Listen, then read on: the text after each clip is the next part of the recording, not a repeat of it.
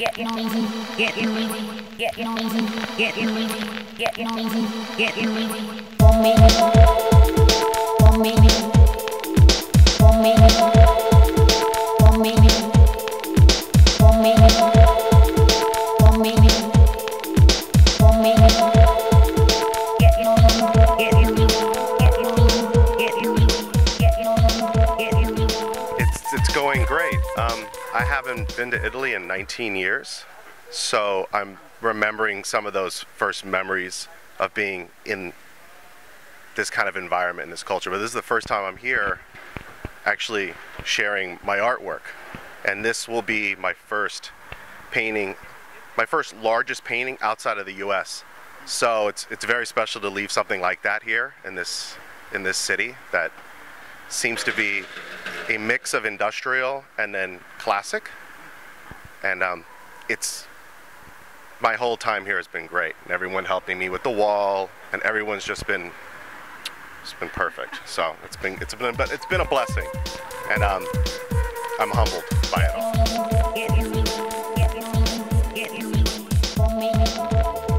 We started 5 days ago, and I've had two assistants, Visod and Mirko, who he's like the grandfather graffiti guy here. So both of them have been great, and 5 days because of their help, helping me lay in the latex, and then I come in and do all the design. But because of the scaffolding, it's been about five days total.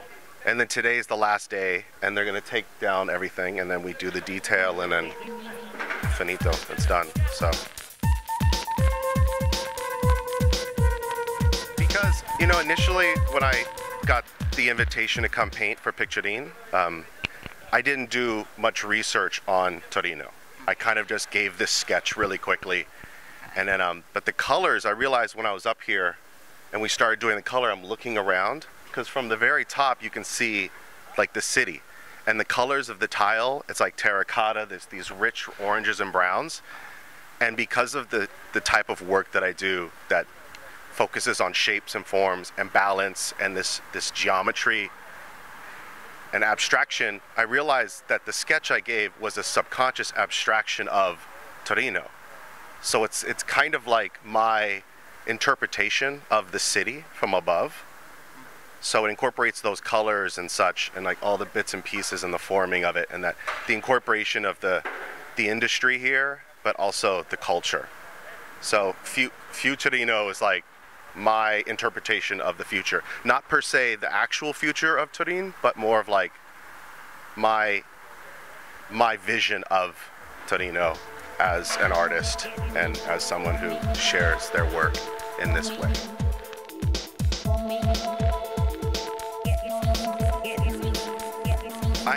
I need to see it come down.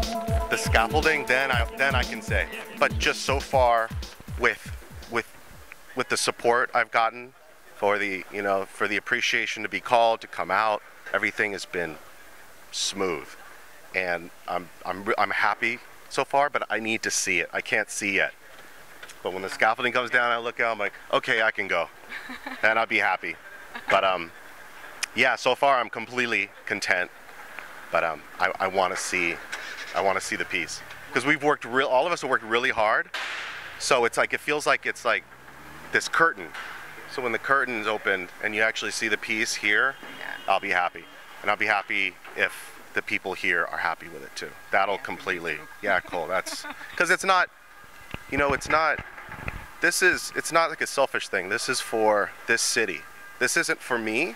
This mural is for you guys. It's for you. It's for everyone that brought me out here. So this is what I leave. So I want to make sure I brought something that's, you know, sincere, heartfelt, and positive, and contributing to this city, you know. But then on top of that, it's also something for me personally. It's rewarding for me to travel and share my art, and to be invited like that. It's special.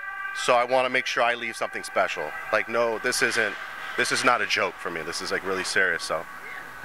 So like that's how I feel about it. And so yeah. So overall, it's been an amazing experience for me in my life.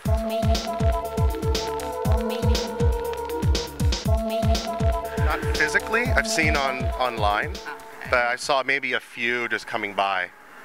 I know that there are many here, but I haven't seen them in person. But I know that there are a lot of like really well established artists within my contemporary artists within my community that have left a lot of really amazing murals here. So I'm just adding to the pot. Like Torino has like is building like a large collection of murals right now. So.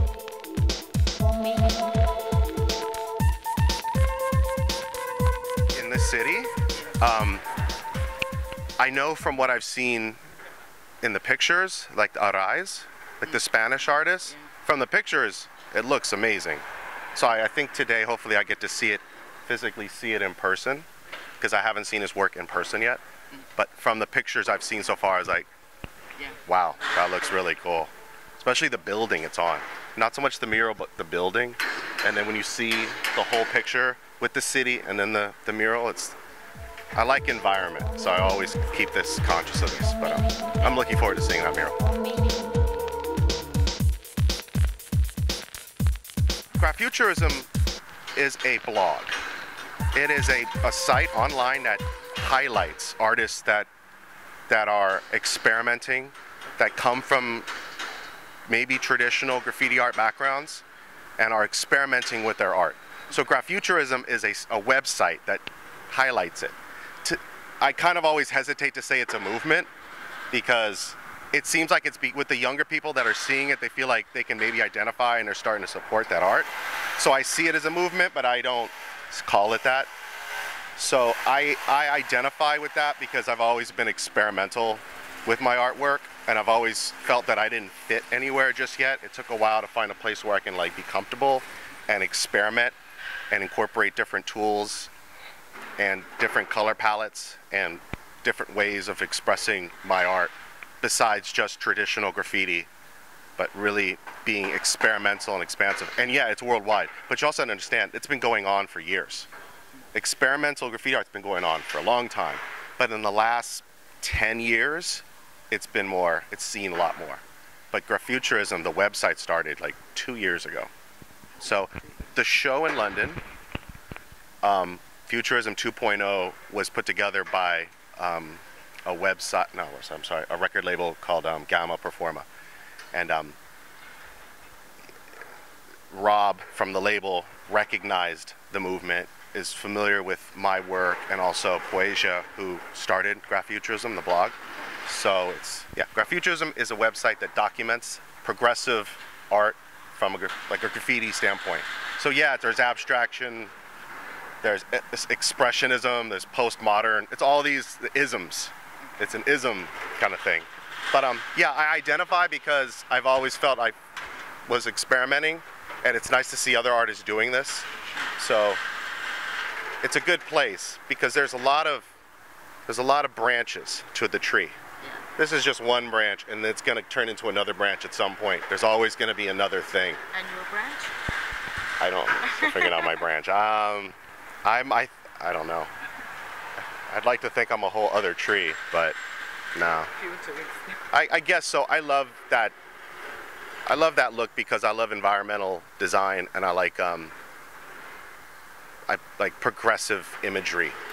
I love that aesthetic, and I didn't see a lot of other artists incorporating that into their work. And you know, when I started really thinking about drafting and architecture from a visual standpoint and incorporating into my work, I found a place like, oh, this is good, and it's comfortable, and it comes from the gut and here, so it feels natural. So I'm just going to keep doing that.